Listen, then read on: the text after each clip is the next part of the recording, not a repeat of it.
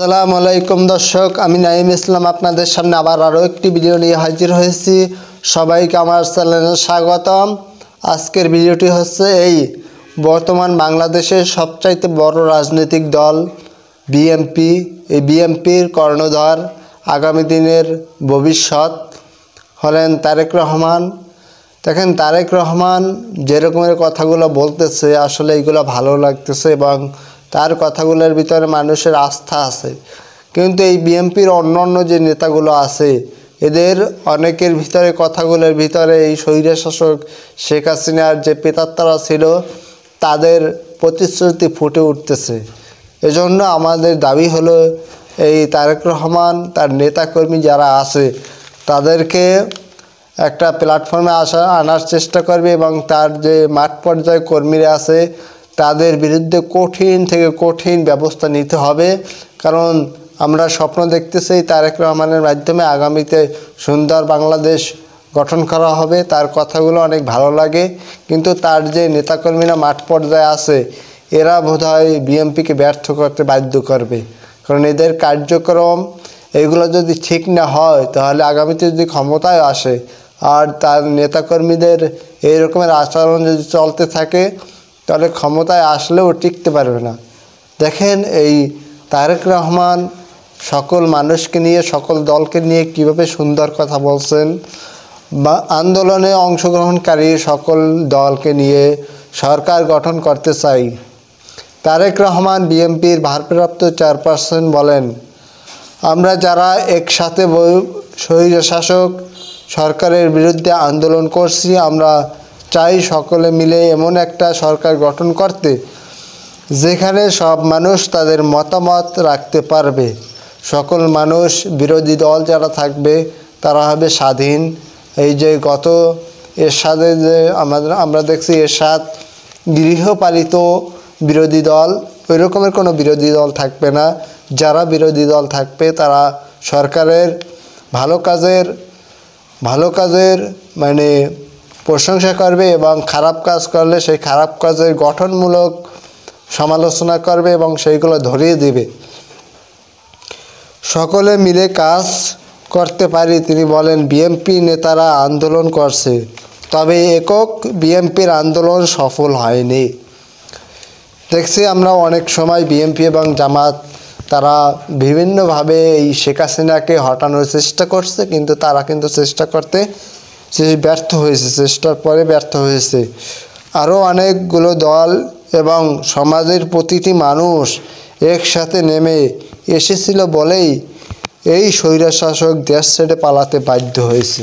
এটাই সত্য কথা যে চেষ্টার পরেও যখন সকলে মিলে চেষ্টা করছে তখন এই শেখ হাসিনা স্বৈরশাসক দেশ ছেড়ে পালাতে বাধ্য হয়েছে।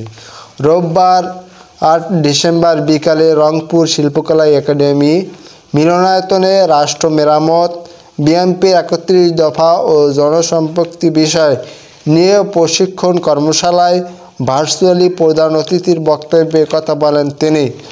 বিএনপির কেন্দ্রীয় প্রশিক্ষণ বিষয় কমিটির আয়োজনে এ সময় প্রধান প্রশিক্ষণ ছিলেন বিএনপির মিডিয়া সেলের আহ্বায়ক ডক্টর মওদুদ হোসেন আলমগীর পাবেল, রংপুর বিভাগীয় সাংগঠনিক সম্পাদক আসাদুল হাবিব দুলুর সভাপতিত্বে আরও বক্তব্য রাখেন যুগ্ম সাংগঠনিক সম্পাদক ফারহাদ হোসেন আজাদ। এই দেখেন কত সুন্দর কথাগুলো বলতেছে, আসলে এই কথাগুলো আসলে শুনতে অনেক ভালো লাগে। আন্দোলনে অংশগ্রহণকারী সকলকে নিয়ে সরকার গঠন করতে চাই। তারেক রহমান বিএনপির ভারপ্রাপ্ত চেয়ারম্যান বলছেন,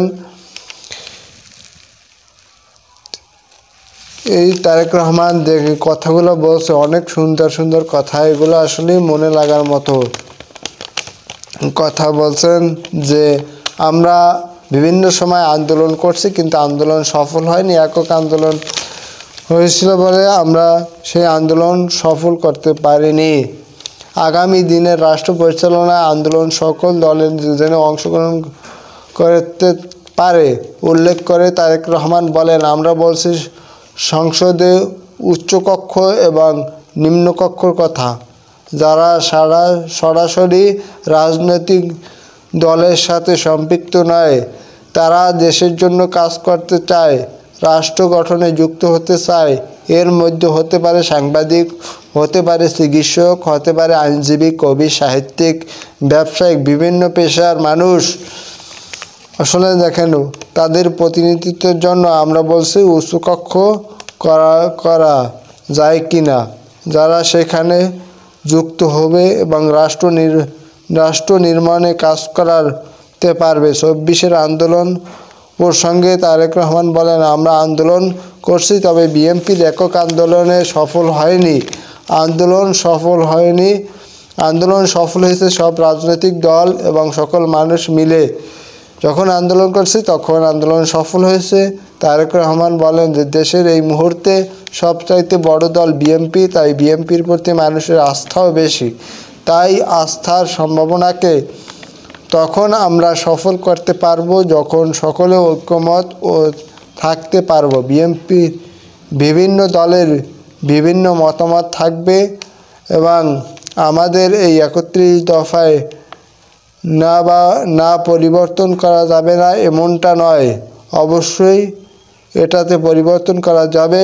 কোনো ব্যক্তি, সংগঠন বা দল যদি ভালো সাজেশন দেয় সেটা আমরা সংযোজন করব। কত সুন্দর কথা, সকল মানুষকে নিয়ে তিনি এবং দল গঠন করতে চায় এবং তাদের যে ৩১ দফা, সেই ৩১ দফায় যদি কোনো মানুষ সাজেশন দিতে চায় কোনো দল, সেটাও পারবে। এবং তিনি বলছেন যে সংসদে উচ্চকক্ষ এবং নিম্নকক্ষর একটা আওতায় আনা এবং এর মাধ্যমে তিনি চাই যারা রাজনীতি করে না, অনেক জ্ঞানী গণী আছে যারা রাজনীতি পছন্দ করে না কিন্তু তারা অনেক মেধাবী, জন্য তাদের পরামর্শ রাষ্ট্রের অনেক কল্যাণে লাগবে। এই জন্য তারা যাতে রাজনীতি না করেও দেশের উন্নতি করতে চায়, দেশের উন্নতি করতে পারে, দেশের উন্নতর পরামর্শ দিয়ে সামনে এগিয়ে নিতে পারে, সেই জন্য তারেক রহমান বলছে যে উচ্চকক্ষের ব্যবস্থা করা।